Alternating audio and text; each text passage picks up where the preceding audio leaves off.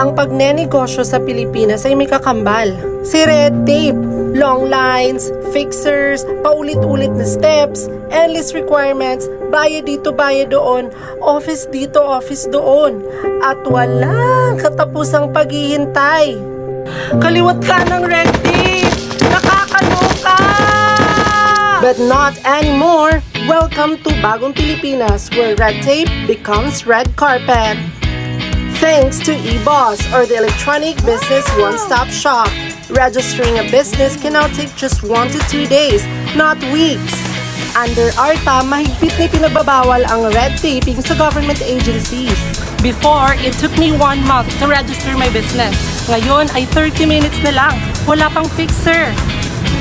This is the better business movement. From red tape to red carpet.